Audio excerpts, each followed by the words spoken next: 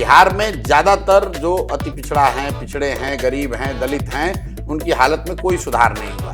नीतीश कुमार, जदयू की पार्टी का ये नीतीश कुमार के राजनीतिक कैरियर का ये अंतिम दौर चल रहा है। चुनाव के बाद नीतीश कुमार न मुख्यमंत्री रहेंगे, न वो दल बचेगा। बिहार एक उन राज्यों में से है जिसको आज तक भाजपा न जीत पाई है, न जीतने का प्रयास कर रही है, और इस बार भी नहीं जीतेगी। जब आप लड़ ही रहे हैं 105, 110 सीट, तो आप बिहार तो नहीं जीत सकते हैं। मेरे भाई, अगर जनता ने तय कर लिया तो कुछ भी करोगे, जनता हरा ही देगी। राहुल गांधी विपक्ष के नेता हैं, और अगर उन्होंने तथ्यों के साथ कुछ बात रखी है तो इलेक्शन कमीशन की जिम्मेवारी है कि उसका वो जवाब दे।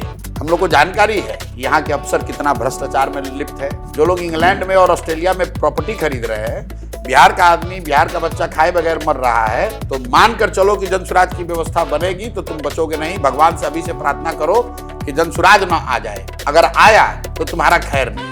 बिहार में जन स्वराज का क्या भविष्य है, क्योंकि जन स्वराज जो है जमीन के स्तर पर जो उनके संस्थापक हैं प्रशांत किशोर, सबसे ज़्यादा आज की तारीख में कैंपेन कर रहे हैं। प्रशांत जी, पिछली बार हम जहां से हमने बात किया था और आज 15 अगस्त का दिन निकल गया, इस बीच में हमने देखा है क्या, यहाँ तक कि आज के दिन भी नीतीश कुमार ने कई सारी घोषणाएं जो आप वादा कर रहे थे उसके बारे में उन्होंने भी किया। जैसे बिजली का 125 यूनिट, आज भी कहा है कि 1 करोड़ लोगों को रोजगार देंगे, पेंशन बढ़ा दिया। ऐसे में आपको लगता है कि आपका पूरा कैंपेन थोड़ा एडवर्सली इफेक्ट होता है? क्यों होगा?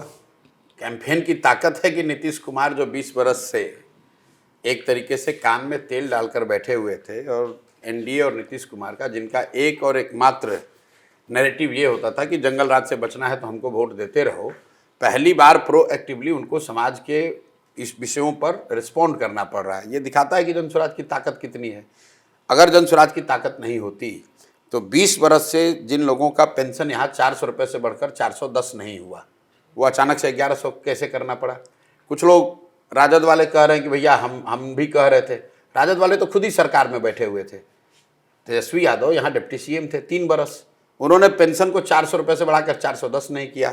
तो ये जनता का, जनसुराज का दबाव है कि आपको 400 से बढ़ाकर 1100 करना पड़ा, क्योंकि बहुत बड़ी संख्या में लोग इस बात को 3 साल के हम लोग के अभियान से इस बात को समझें कि भाई आप 400 रुपया इस महंगाई के ज़माना में गरीबों को पेंशन नहीं दे सकते हैं। उसी तरह जो मानदेय बढ़े हैं आशा वर्करों के, आंगनवाड़ी सेविकाओं के, रसोइया के, या ये जो और वो वादे कर रहे हैं, वो सब वो डेस्परेशन दिखा रहा है। लेकिन जनता इतनी बेवकूफ़ नहीं है। 20 बरस आप सत्ता में रहिएगा और अब आज आके कहिए कि 5 बरस और दे दीजिए, हम पलायन रोक देंगे, तो लोग मानेंगे नहीं, क्योंकि पलायन का सबसे पहली बार मुद्दा जनसुराज ने उठाया है। पेंशन का मुद्दा सबसे पहले जनसुराज ने उठाया है। 94 लाख लोगों को 2-2 लाख रुपया मिलना चाहिए, ये तो लालू जी और तेजस्वी यादव, नीतीश कुमार ने मिलकर विधानसभा में कहा था। ये लोग तो साथ में थे, जातीय जनगणना इन लोगों ने कराया जाति के नाम पर, राजनीति करने के नाम पर, और कहा कि 94 लाख लोग जो गरीब है, गरीबी रेखा के नीचे, उनको 2-2 लाख रुपए देंगे। अब ये नहीं दिए।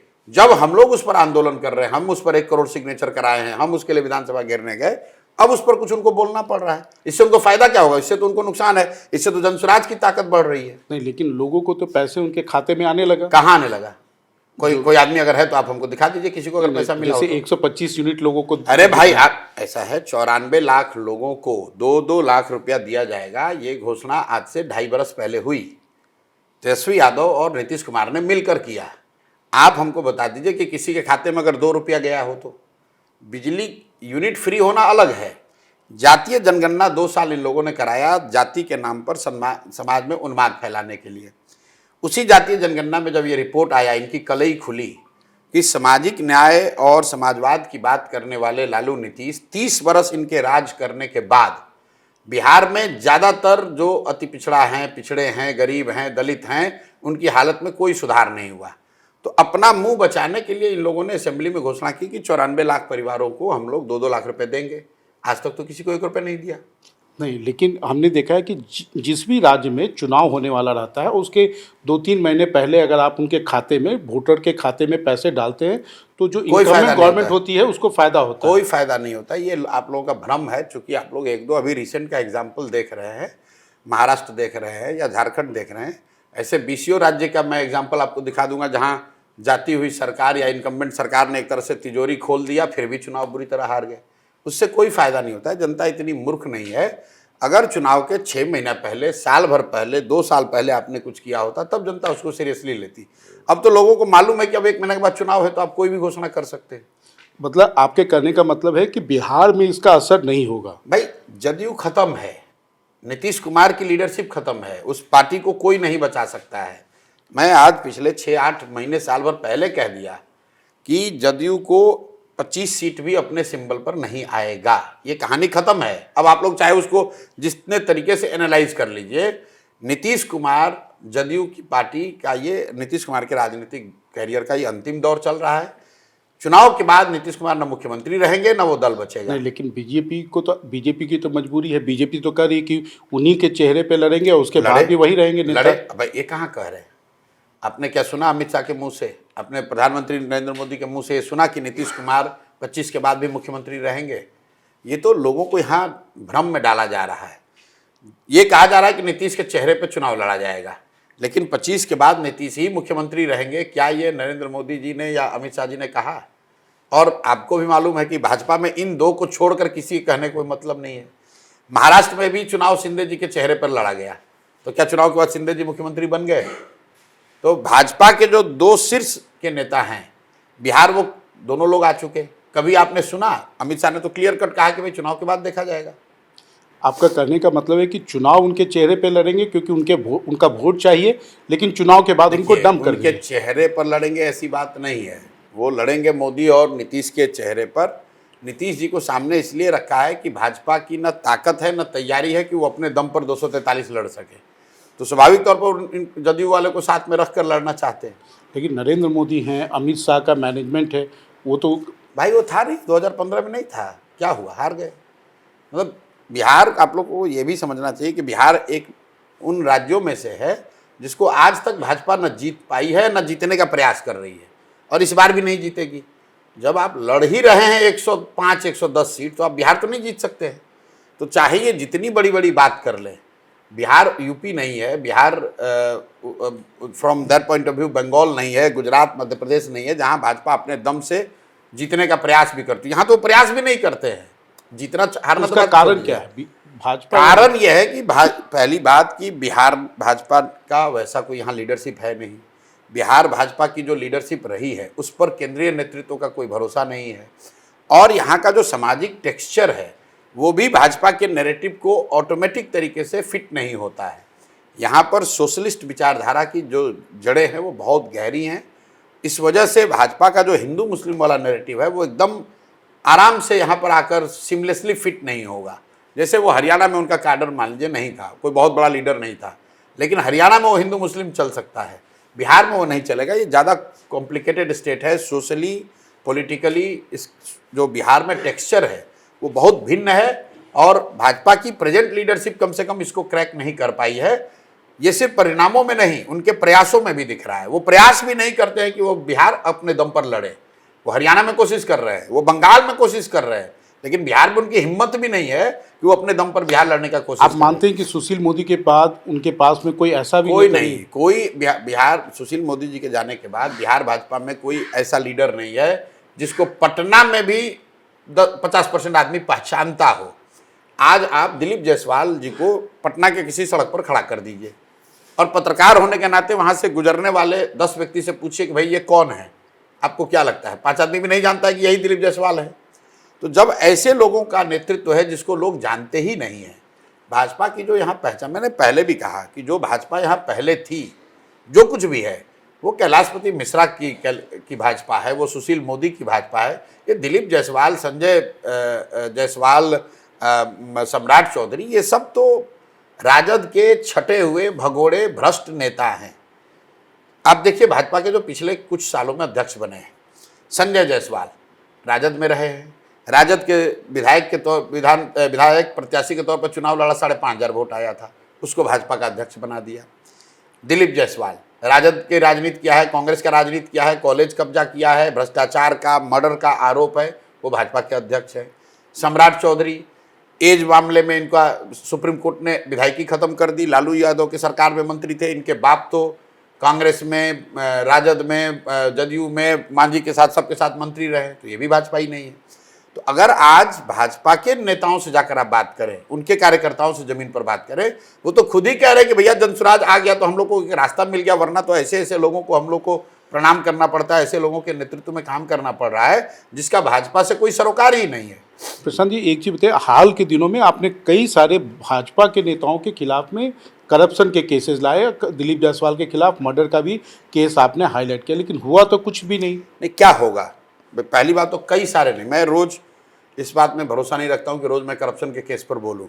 मेरे पास जो प्रमाण आते हैं, बिल्कुल मैं उसको जांचने परखने के बाद मुझे लगता है कि एकदम वाटर टाइट केस है, तो मैं जनता के सामने मैंने रखा। दिलीप जायसवाल का वाटर टाइट केस है। 25 साल से उन्होंने सिखों का एक माइनॉरिटी का कॉलेज, मेडिकल कॉलेज कब्जा किया हुआ है। कब्जा कैसे किया हुआ है? कब्जा राजद की मदद से किया है। मनीष जी, जब दिलीप जायसवाल ने ये कब्जा किया तब वहाँ उस सीमांचल के राजद के बड़े नेता की मदद से किया है। राबड़ी देवी मुख्यमंत्री थी, उनके सहयोग से किया। तभी तो राबड़ी जी खड़ा होकर विधानसभा में कहते हैं कि दिलीप जायसवाल तो हमारे मुँह बोले भाई हैं, और वही आदमी आज भाजपा में भी है। पिछले 25 साल से बताइए, सिखों के माइनॉरिटी के कॉलेज को आप जायसवाल हैं, आप कैसे रन कर रहे हैं? और वहाँ पर आपने देखा कि जितने भी ट्रस्टी थे उनके परिवार के लोग आए, उन्होंने कैमरे के सामने कहा कि उनके साथ क्या जाती हुई है।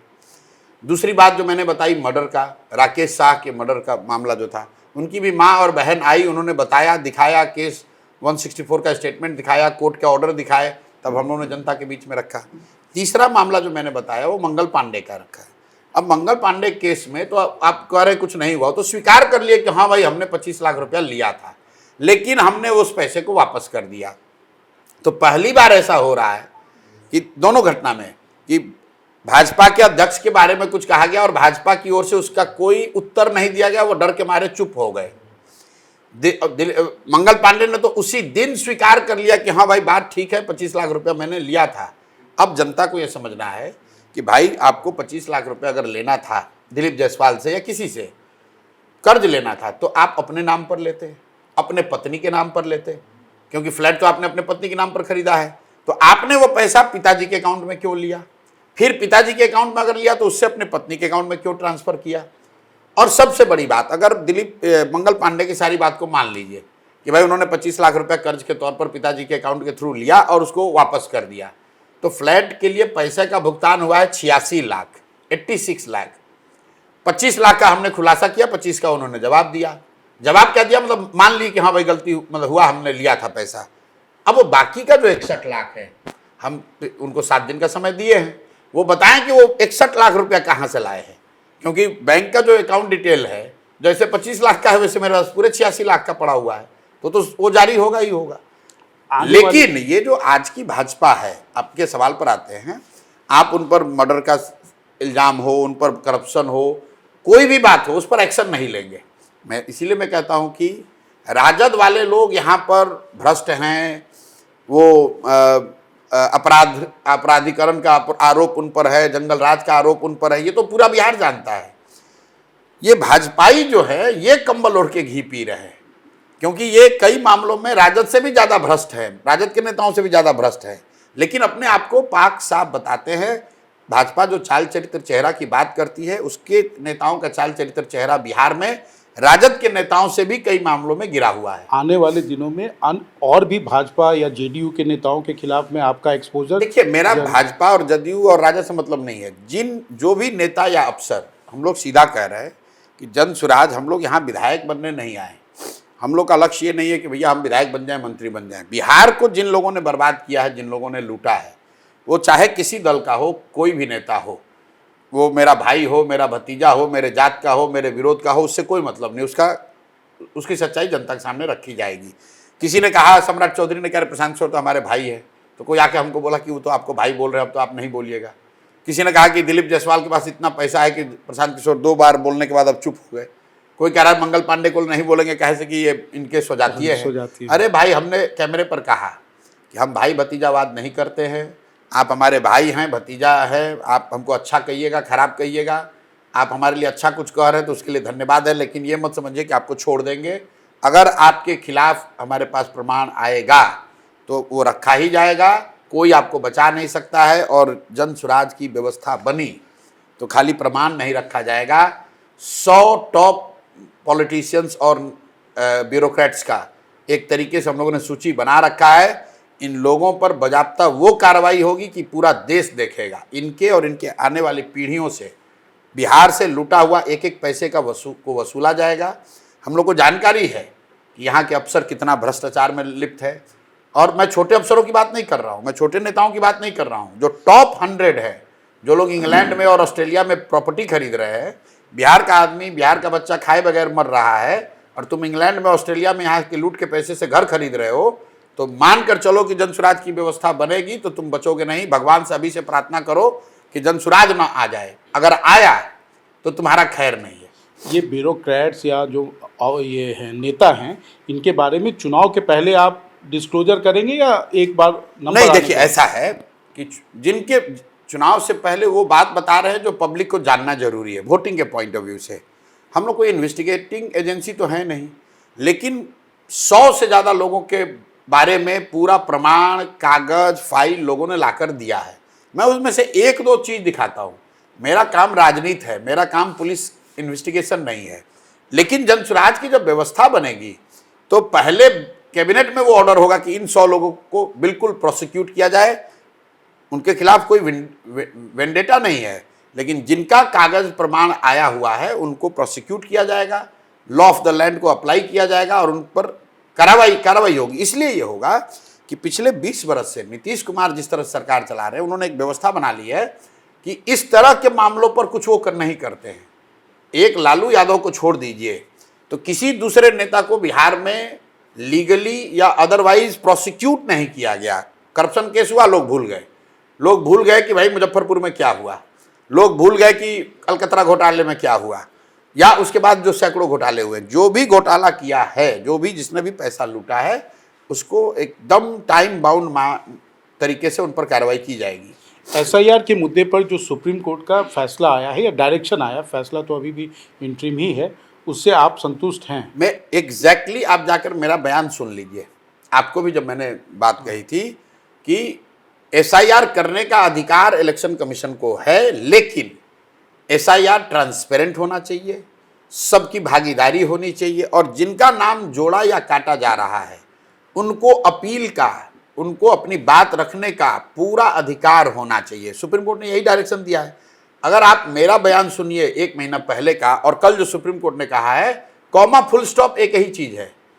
SIR इलेक्शन कमीशन करे, इसमें कोई दिक्कत नहीं है, हम लोग को इसमें ऑब्जेक्शन नहीं है। ऑब्जेक्शन इस बात पे है कि अगर आप कर रहे हो तो उसको ट्रांसपेरेंट तरीके से करो। क्यों कर रहे हो ये बताओ, कैसे कर रहे हो ये दिखाओ, और जो आप कर रहे हैं उसका जो परिणाम है, लॉ ऑफ द लैंड ये कहता है कि हर व्यक्ति को, अगर आपने कुछ गलती भी किया है तो आपको अपनी बात कहने का अधिकार होना चाहिए। अगर आप किसी का नाम काट रहे हैं तो उस व्यक्ति के पास अपील का अधिकार होना चाहिए और उसके पास समय होना चाहिए। आप अपील करने का 1 दिन अधिकार दीजिएगा, अगले दिन वोटर रोल फ्रीज कर दीजिएगा, तो वो बात बनेगी नहीं। तो मुझे खुशी है कि सुप्रीम कोर्ट ने डायरेक्टिव जारी किया है, और मेरा अपना मानना है कि चुनाव आते आते हर वो व्यक्ति जो एलिजिबल वोटर है, 99.9% वो वोट देगा ही देगा। देखिए, वोट देने का जो अधिकार है, ये मौलिक अधिकारों में भी सबसे प्रमुख अधिकार है। इसको कोई इलेक्शन कमीशन ले नहीं सकता है। कोई कितना भी हाथ पांव मार ले, प्रयास कर ले, लेकिन ये हो नहीं सकता है। और अंतिम बात, मैंने जो कहा कि जो सत्ता में रहता है वो इलेक्शन कमीशन और इस तरह के संस्थाओं का दुरुपयोग करने का प्रयास करता है, लेकिन जनता मालिक है। एक बार जनता ने ठान लिया कि आपको हटाना है, तो आप चाहे वोट ऐड कराओ, डिलीट कराओ, आपको हराएगा ही हराएगा। राहुल गांधी ने अभी वोटर एडिशन को लेकर एक बड़ा खुलासा किया, लेकिन क्या उससे मोदी जी का सीट नहीं घटा? 400 कह रहे थे, 400 आ गया।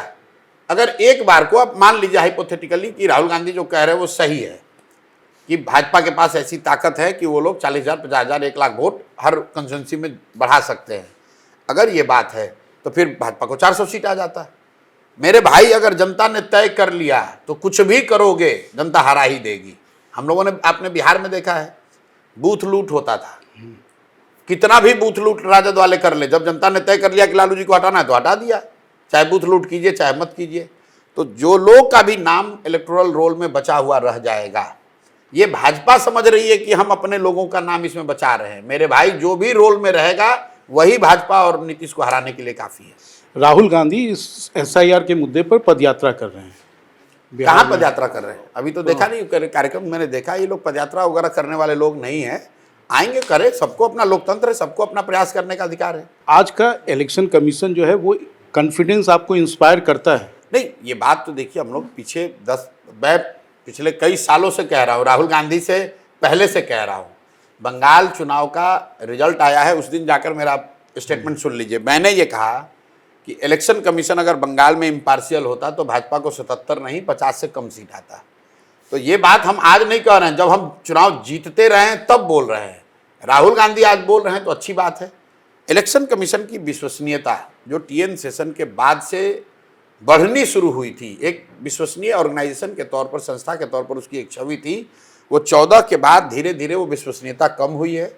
उसके अनेक कारण हैं, लेकिन आज इलेक्शन कमीशन की विश्वसनीयता बहुत निचले स्तर पर है।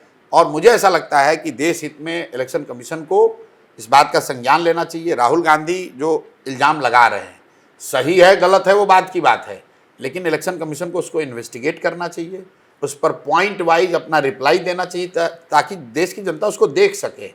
राहुल गांधी व्यक्ति और दल की बात नहीं है, राहुल गांधी विपक्ष के नेता हैं, और अगर उन्होंने तथ्यों के साथ कुछ बात रखी है तो इलेक्शन कमीशन की जिम्मेवारी है कि उसका वो जवाब दे। क्या अब ये जो नारा लग रहा है कि मोदी वोट चोर हैं, आप इससे कितना इत्तेफाक रखते हैं? मैं इस तरह के शब्दों का प्रयोग नहीं करना चाहता हूं, इसलिए नहीं करना चाहता हूं कि जब तक कोई बात प्रमाणित ना हो। अगर वोट चोरी हो रहा है, पहली बात कि चोरी जो शब्द है, मतलब वो वोटर एडिशन की बात कर रहे हैं कि वोट चोरी, एक तो एक कोलोकियल लैंग्वेज है, चौकीदार चोर है, मोदी चोर है। हम लोग को जो राहुल गांधी ने जो बात कही, तथ्य वाली बात, उस पर ध्यान देना चाहिए कि क्या सही में 1 लाख वोटर जोड़े गए, और उस पर इलेक्शन कमीशन को उसका डेटा है, रिकॉर्ड है, उस पर जवाब देना चाहिए।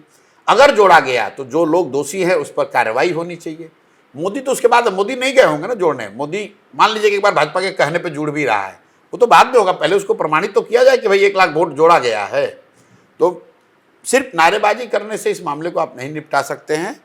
अगर इलेक्शन कमीशन सिस्टमेटिक तरीके से गलती कर रहा है, डेलिबरेट और अदरवाइज, तो उस पर दबाव बनाना चाहिए। देखिए, 2 ही बात हो सकती है, या तो ये ग्रॉस एडमिनिस्ट्रेटिव इनएफिशिएंसी है कि लोगों का नाम जुड़ जा रहा है गलत लोगों का, या फिर मालाफाइड इंटेंशन है।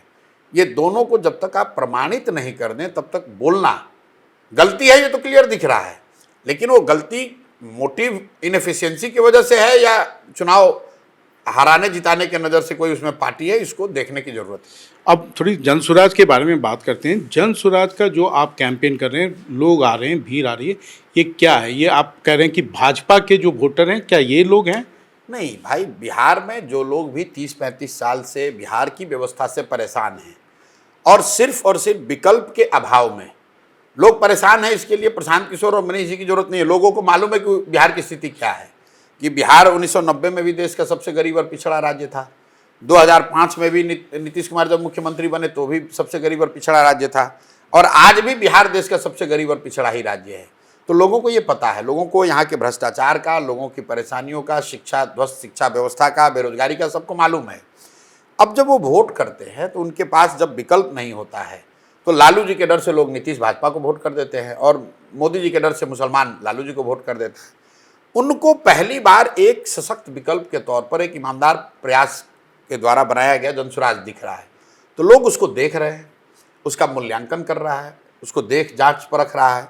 हम ये नहीं कह रहे हैं कि जितने लोग जनसुराज के बारे में बात कर रहे हैं या जिसको परख रहे हैं वो सब जनसुराज का समर्थक है, लेकिन बिहार का एक बहुत बड़ा वर्ग जो बदलाव चाहता है वो जनसुराज को एक विकल्प के तौर पर देख रहा है, और उसमें से बड़ी संख्या में लोग जनसुराज की ओर जुड़ भी रहे हैं। लेकिन क्या वो वोट में कन्वर्ट होगा? मैंने बिल्कुल आपको बताया कि भाई वोट में कन्वर्ट होने की प्रक्रिया क्या है। पहले लोग विकल्प के तौर पर आपको देखें, फिर उसकी चर्चा करें, फिर उसके बाद ये तय करें कि वोट देना है कि नहीं। सीक्वेंस तो यही होगा ना। तो सीक्वेंस में पहला वाला तो टिक है, भाई पूरे बिहार में लोग जनसुराज की चर्चा एक ऑल्टरनेट के तौर पर कर रहे हैं। दूसरा, कई लोग उसमें विश्वास कर रहे हैं, उसमें कुछ मेरिट देख रहे हैं, कुछ शिकायत कर रहे हैं, वो प्रक्रिया चल रही है। अब वोट में कन्वर्ट होता है कि नहीं होता है, ये तो वोट के दिन ही पता चलेगा। क्योंकि ये माना जाता है कि बिहार में जो वोटर है वो बाई एंड लार्ज सेटल्ड है, फ्लोटिंग वोटर का। आप तो भाई इतने पुराने पत्रकार हैं, किस राज्य में वोटर सेटल्ड नहीं है? अगर 100 आदमी वोट किया तो किसी ना किसी को किया ही होगा, तो सेटल्ड ही है। बंगाल में ममता बनर्जी की पार्टी बनने के पहले वोटर आपके शब्दों में सेटल्ड था लेफ्ट और कांग्रेस के बीच में। भाई वोट जब 100 लोग वोट करते हैं तो वोटर तो सेटल्ड है ही। अगर आप बिहार के आंकड़ों को देखें तो 30% लोगों ने तो किसी settled so called established legacy party को वोट नहीं दिया है। तो 30% वोटर तो ना राजद को वोट दिया है, ना कांग्रेस को दिया है, ना भाजपा को दिया, ना जदयू को दिया, ना लेफ्ट को दिया। उन्होंने किसी निर्दलीय को दे दिया, नोटा को दे दिया। तो 30% वोटर तो बिल्कुल ही किसी के साथ अलाइन नहीं है। और सेटल्ड पिछले चुनाव में था ना, वोटर कोई फिक्स थोड़ी ना होता है।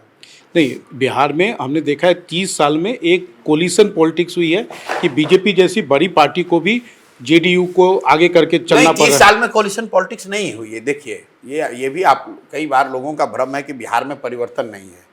बिहार में जब 1995 में लालू यादव को 2/3 मेजॉरिटी मिली है अपने दम पर, जब उन्होंने नई बात कही, जब गरीब की बात कही, सामाजिक न्याय की बात कही, समाजवाद की बात कही, लोगों को लगा कि ये गरीबों का कोई नेता आया है, तो लालू यादव को 2/3 बहुमत बिहार में मिला था। तो कोलिशन पॉलिटिक्स नहीं थी। लेकिन आप चारा घोटाला में फंस जाइएगा, उसके बाद आप उनकी पार्टी खत्म हो गई धीरे धीरे। तो ये भी मानना कि लालू यादव का कोई बपौती है, वो भी नहीं है। जनता ने लालू यादव को 2/3 मेजॉरिटी दिया। आपने काम नहीं किया, जंगल राज हुआ, अब चारा घोटाला में आप फंसे, तो उसके बाद चाहे लालू यादव जितना कोलिशन कर ले, जितना समीकरण बना ले, आज तक बिहार जीत नहीं पाए। उसी तरीके से नीतीश कुमार भले कोलिशन से आए हों, जब 5 वर्ष इन्होंने 2005 से 10 में काम किया तो बिहार की जनता ने इनको 117 सीट दिया था, करीब करीब मेजॉरिटी दे ही दी थी। लेकिन उसके बाद अगर आप काम नहीं करेंगे तो उसी 117 को उठा के अब 42 भी कर दिया। ये जो आप लोग मानकर चलते हैं, या एक परसेप्शन है बिहार में कि यहाँ कुछ नहीं बदला है। भाई बदला सिर्फ ऊपर का चेहरा नहीं है कि लालू नीतीश किसी तरीके से सत्ता में बैठे हैं, लेकिन उनका अपना सपोर्ट, उनकी अपनी ताकत, उनका अपना समीकरण वो बदलता रहा है। लालू यादव आज वो लालू यादव नहीं जो 1995 में थे। नीतीश कुमार आज वो नीतीश कुमार नहीं जो 2010 में थे, जिन्होंने कहा था मोदी को नहीं बिहार में घुसने देंगे। आज लालू यादव के कहने पर गांधी मैदान नहीं भरेगा। किसी जमाने में होता था, किसी जमाने में नीतीश कुमार के कहने पर 206 सीट आया था, आज नीतीश कुमार के कहने पर 6 को सीट नहीं आएगा। तो स्थिति बदली है, लोग बेवकूफ़ नहीं है। हाँ, ये जरूर है कि सामने से कोई इतना बड़ा प्रयास नहीं हुआ कि 243 पर लोगों के पास विकल्प हो। अब उनको ये विकल्प मिल रहा है। इसके बाद अगर लोग नहीं देंगे तब आपका सवाल होगा कि आपने तो इतना प्रयास किया, लोगों के पास विकल्प था, फिर भी लोगों ने नहीं दिया। लेकिन पिछले 30 साल में ऐसा कोई प्रयास हुआ भी नहीं है। जन स्वराज का भविष्य आप कैसे देखते हैं? जन स्वराज यहाँ नवंबर में सरकार जीत बनाकर लाएगी और बिहार में और देश में इतिहास लिखा जाएगा। और आप ही बैठकर इंटरव्यू कर रहे होंगे कि 1990 के बाद हिंदी हार्टलैंड की ये सबसे बड़ी पॉलिटिकल घटना होने जा रही है। एक ये पॉलिटिकल स्पेकुलेशन हमेशा चलता है अलायंस पार्टनर को लेकर, चिराग पासवान क्या आपके साथ आ सकते हैं? क्योंकि ना चुनाव से पहले, हाँ। न चुनाव के बाद, न चिराग, न कांग्रेस, न राजद, न भाजपा, न कोई दूसरा दल, ना हम लोग अलायंस अभी करेंगे, न चुनाव के बाद करेंगे, न 2029 में करेंगे। एक बार को मान लीजिए हमको 5 सीट आया, नहीं सीट आया, तो भी 5 वर्ष रोड पर ही रहेंगे। हम लोग को विधानसभा जाने की कोई ऐसी हड़बड़ी नहीं। प्रशांत जी, अब लास्ट के 2 सवाल। एक, कहा जाता है कि आपके साधन और संसाधन कहाँ से आ रहे हैं? क्योंकि बिहार में इसके पहले किसी भी पार्टी के पास, बीजेपी को छोड़ के किसी भी पार्टी के पास इतना साधन संसाधन के साथ प्रचार नहीं होता था। आप मतलब लालू यादव से ज़्यादा पैसा तो किसी के पास नहीं है यहाँ। लेकिन बिहार में जितने नेता रहे हैं, इन्होंने राजनीति को अपने व्यक्तिगत धना उपार्जन का साधन बना के रखा है। हजारों करोड़ रुपया लूट कर अपना बना रहे हैं। प्रशांत किशोर को व्यक्तिगत पैसा नहीं चाहिए। मैंने आपको पिछले इंटरव्यू में भी कहा था, अभी भी दोहरा देते हैं। पिछले 3 साल से प्रशांत किशोर जन स्वराज के पास पैसा है, लेकिन ये पैसा यहाँ के राजनीतिक सामाजिक कार्यों के लिए है, प्रशांत किशोर के फ्लाइट पर चलने के लिए नहीं है। तेजस्वी यादव का एक दिन का हेलीकॉप्टर का जितना खर्चा आता है, उसमें 1000 जन स्वराज की गाड़ियाँ चलती हैं। प्रशांत किशोर तो हेलीकॉप्टर पर नहीं चलते हैं, प्रशांत किशोर तो पैदल चलते हैं। हम तो सुरक्षा लेकर नहीं चलते हैं, तेजस्वी यादव 100 लोगों की सुरक्षा लेकर चलते हैं। तो मेरे भाई, अगर आप समाज से पैसा ले रहे हैं और उसका उपयोग आप धनोपार्जन करने के लिए, ज़मीन खरीदने के लिए, मॉल बनाने के लिए, प्लेन में जाकर केक काटने के लिए कीजिएगा, और या जो भाजपा के नेता कर रहे हैं फ्लैट खरीदने के लिए कीजिएगा, तो ऑब्वियसली पैसा आपको नहीं दिखेगा। कितना भी पैसा कमाएगा, आप स्विस बैंक में पैसा रखने लगिएगा तो कितना भी पैसा यहाँ आपके पास आएगा तो आपको कम ही पड़ेगा। तो हम लोग जो पैसा ला रहे हैं, आपको बताया कि 10 बरस में प्रशांत किशोर ने पूरे देश में जितने लोगों की मदद हमने की है, अक्रॉस द बोर्ड लोगों की मदद की है, 10 राज्य में लोगों की सरकार बनाई है। उन सरकार को बनाने वाले, उन पार्टियों की जिनकी सरकार बनी, उनको पैसा देने वाले हजारों लोग हैं, बड़े लोग हैं। वो समझते हैं कि नहीं, प्रशांत किशोर अगर प्रयास कर रहे हैं तो कुछ ना कुछ ये आदमी कर सकता है, वो लोग मदद कर रहे हैं। क्या इस देश में, क्योंकि आप शराबबंदी खत्म करने की बात करते हैं, तो क्या इस देश का जो लीकर लॉबी है वो भी आपको फंड कोई नहीं फंड करता है। क्या बात करते हैं, कहा दिखाइए कोई जिसने पैसा दिया है, आप लोग निकालिए तो उसमें कोई लिकर वाला आदमी है? लिकर लॉबी, अच्छा ये बताइए, इस बिहार में सबसे ज़्यादा लिकर फैलाया किसने? लालू, नीतीश ने। और ये आप लोग का एक भ्रम पैदा हो गया कि लिकर से नीतीश को वोट। कल ही मैंने किसी इंटरव्यू में कहा है, उसने कहा कि शराबबंदी से वोट मिलता है। भाई, नीतीश कुमार को सबसे ज़्यादा सीट आया 2010 में। उस समय बिहार में नीतीश के सरकार के अंदर सबसे ज़्यादा शराब के ठेके थे। आज शराबबंदी उन्होंने लागू किया 2017 में, नीतीश कुमार को सबसे कम सीट आया 2020 में, 42 सीट। अगर शराबबंदी से वोट आता तो भाई 2020 में तो सबसे ज़्यादा उनको वोट आना चाहिए था। नीतीश कुमार को सबसे ज़्यादा वोट आया 2017 में, 2010 में, 10 में। तो 2010 में तो सबसे ज़्यादा शराब के ठेके बिहार में नीतीश कुमार ने खोले थे। आप जाके देख लीजिए। आपके कहने का मतलब शराब, देखिए, शराबबंदी का सीधा कोई सरोकार नहीं, ये परसेप्शन लोगों ने बना लिया है। शराबबंदी से अगर वोट मान लीजिए कुछ मिलता भी तो तब न मिलता जब शराब बंद होता। या शराब बंद तो है नहीं। शराबबंदी का एक कानून बनाया गया, कानून के जरिए दुकान को बंद किया गया और अंडर कवर होम डिलीवरी चालू हो गई। बिहार सरकार का 15 से 20 हज़ार करोड़ का नुकसान हो रहा है। ये 15 से 20 हज़ार करोड़ रुपया कहाँ जा रहा है? ये भ्रष्ट नेताओं के पास, अफसरों के पास जा रहा है। और जो युवा है वो सूखा नशा में चला गया, वो शराब के धंधे में लग गया, वो कट्टा। और इतना लॉ एंड ऑर्डर की हालत क्यों खराब है? आधा से ज़्यादा पुलिस प्रशासन खाली शराबबंदी और बालू माफिया के साथ लगा हुआ है।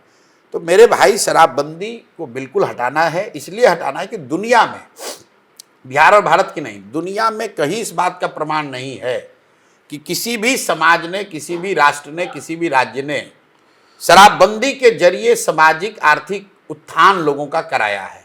ऐसा कहीं कोई प्रमाण ही नहीं है। आपको नहीं लगता है कि आपको महिला वोटरों का हमें नाराजगी कोई झेलना डर पड़ेगा? नहीं है, कोई डर नहीं है। हमने इस अभियान में, हमको जो सही लगता है हम बोलते हैं, वोट मिले या न मिले।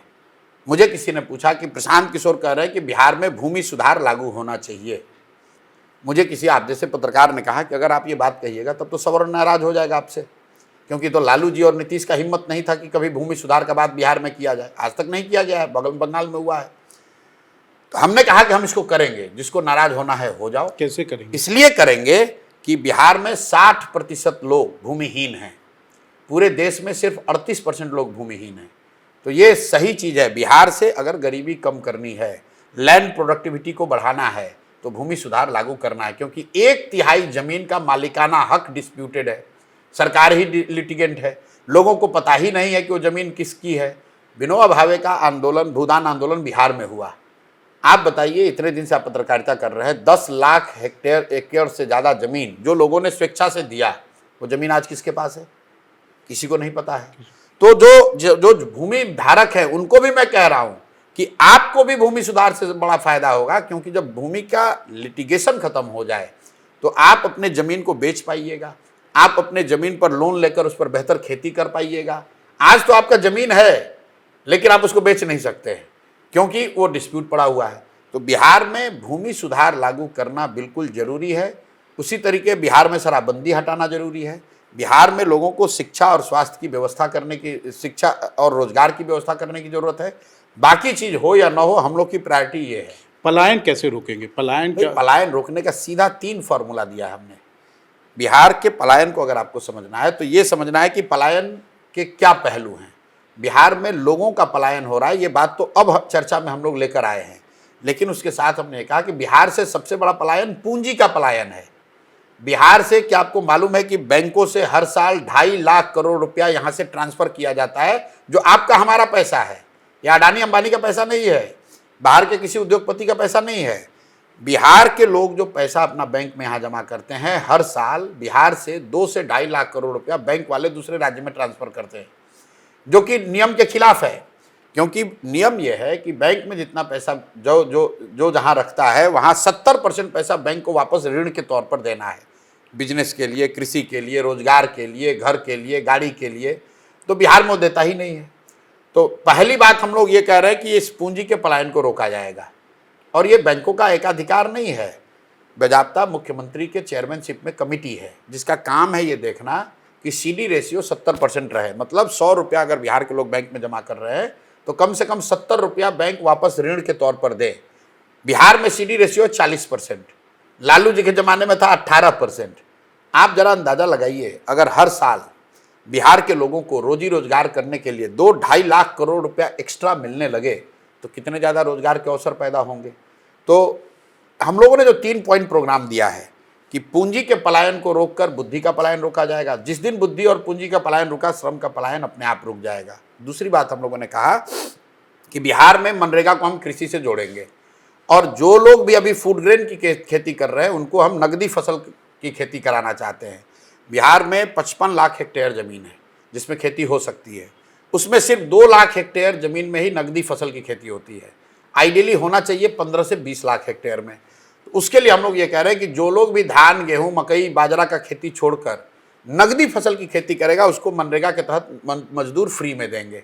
उससे जो खेती से जुड़ा हुआ मजदूर है जो पलायन कर रहा है वो जाना बंद हो जाएगा। आप गांव देहात में जाकर देखिए लोग क्या कर रहे हैं। एक और लोग जा रहे हैं मजदूरी करने पंजाब, दूसरी ओर गांव का किसान कह रहा है कि मजदूर नहीं मिल रहा है। ये क्यों हो रहा है? क्योंकि मजदूरों को यहाँ पर मजदूरी नहीं मिल रही है। एक और आप मनरेगा में 40% का आपका यूटिलाइजेशन है, 60% पैसा आप दिल्ली में सरेंडर कर रहे हैं और दूसरे ओर आपके लाखों लोग जा रहे हैं बाहर मजदूरी करने। तो मेरा पहला है पूंजी का पलायन रोकना, दूसरा है मनरेगा को कृषि से जोड़ना और तीसरी बात हम लोग कह रहे हैं कि इंटरेस्ट सबवेंशन स्कीम लेकर आएंगे। बिहार में जो भी रोजी रोजगार करना चाहता है, बिजनेस व्यापार करना चाहता है, उसको 10% इंटरेस्ट नहीं लगेगा, उसको 4% इंटरेस्ट लगेगा। आप बैंक से लोन लीजिए 10% पर, 6% आपका लोन सरकार, इंटरेस्ट सरकार देगी। ऐसा क्यों कह रहे हैं? क्योंकि बिहार, जब मैंने पदयात्रा की और जो बिहार को मैं समझ रहा हूँ, यहाँ समाज में लोग मूलधन से ज़्यादा ब्याज से डरता है। गुजरात में लोग पैसा लेकर बिजनेस करते हैं लोन लेकर, लेकिन बिहार में आदमी कर्जा 3 ही बार लेता है। बेटी का ब्याह हो, घर हो, बेटा को पढ़ाना हो। बीमारी है, बीमारी में जो तो कर्ज है वो तो बहुत डिस्ट्रेस कर्ज है। बैंकों से पैसा लोग इन 3 चीज़ के लिए लेते हैं, घर बनाने के लिए, बेटी की शादी के लिए और बच्चों को पढ़ाई के लिए। बिजनेस व्यापार के लिए लोग पैसा नहीं लेते हैं। क्यों? कहता भैया ये लेंगे तो चक्रवृद्धि ब्याज में फंस जाएंगे। तो मैं अगले 10 साल 15 साल के नज़रिए से ये चीज़ लाना चाहता हूँ कि समाज में रिस्क टेकिंग एबिलिटी बढ़े और वो करने के लिए इंसेंटिवाइज करने के लिए हम कह रहे हैं कि हम आपको 10% ब्याज नहीं देना पड़ेगा, 4% ब्याज देना पड़ेगा। हर घर में आप 2 लाख, 3 लाख, 5 लाख लोन लीजिए, लोन लेकर काम शुरू कीजिए और 4% ब्याज आप दीजिए, 6% हम देंगे। इसका फायदा क्या होगा? हम बजट से सिर्फ देंगे 6,000 करोड़। अगर 6,000 करोड़ रुपया बजट में प्रावधान किया तो 1 लाख करोड़ रुपया का क्रेडिट लोगों को उपलब्ध हो जाएगा। तो ये जब आप 3 चीज़ करेंगे और इसको हम लोगों ने सिमुलेट करके डेटा को देखा, दुनिया के कम से कम 4 या 5 बड़े इकोनॉमिस्ट जो मेरे साथ काम कर रहे हैं, अगर इन 3 चीज़ों को कर दें, 2-2.5 लाख एक्स्ट्रा इन्वेस्टमेंट होने लगे, पूंजी का पलायन रुक जाए, मनरेगा को कृषि से जोड़ दिया जाए और जो बिजनेस व्यापार करना चाहता है उसको 10 के बजाय 4% पर लोन मिलने लगे, तो 40 से 50 लाख लोगों को स्वरोजगार से जोड़ा जा सकता है और वही संख्या है जो कि पलायन के लिए मजबूर है। मेरा एक अंतिम सवाल है कि जन सुराज को बिहार के वोटर को क्यों गंभीरता से लेना चाहिए?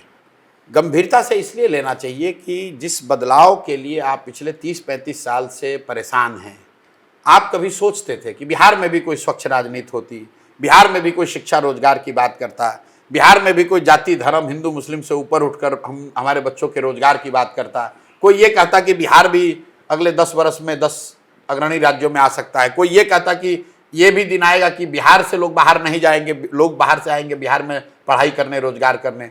जिन लोगों की भी ऐसी भावना, ऐसी सोच कभी उनके मन में रही है, उनको लग रहा है कि ये एक प्रयास दिख रहा है जिससे ये शायद हो सकता है।